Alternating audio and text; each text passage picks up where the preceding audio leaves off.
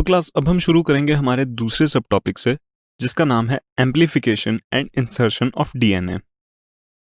Class amplification के लिए हम एक प्रोसेस को यूज करते हैं जिसका नाम है पॉलीमरेज चेन रिएक्शन।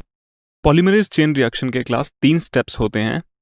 पहला होता है डीनेचुरेशन, दूसरा होता है अनीलिंग और तीसरा होता है एक्सटेंशन। क्लास डीनेचुरेशन स्टेप में जैसा कि आप देख सकते हैं, हम इस स्टेप में डीएनए के डबल हेलिक्स को तोड़ के सिंगल स्ट्रैंड्स बनाते हैं।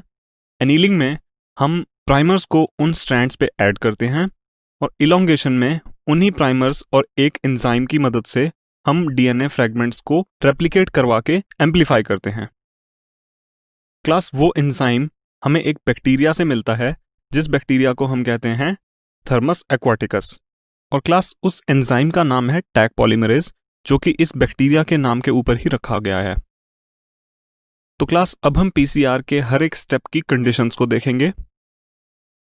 जब डीएनए को डीनेचर किया जाता है, यानी कि उसको तोड़ा जाता है, तो हमें उसे हाई टेम्परेचर देना होता है, कि होता है 90 डिग्री सेल्सियस से 92 डिग्री सेल्सियस तक।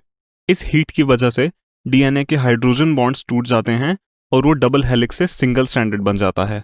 अगले स्टेप में यानी कि प्राइमर एनीलिंग में हमें टेम्परेचर को कम करना पड़ता है 50 टू 55 डिग्री सेल्सियस तक, जिससे कि प्राइमर्स सिंगल स्ट्रैंडेड डीएनए पे अटैच हो पाएं।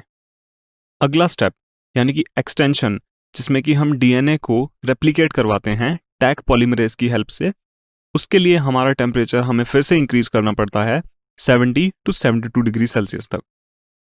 तो क्लास ये हमने जाना डीएनए एम्प्लीफिकेशन के बारे में। अब हम बात करते हैं डीएनए इंसर्शन की। मान लीजिए कि एक रिकॉम्बिनेंट प्लाज्मिड के पास एम्पिसिलिन रेजिस्टेंट जीन नहीं है और एक दूसरे रिकॉम्बिनेंट प्लाज्मिड के पास वो प्रेजेंट है।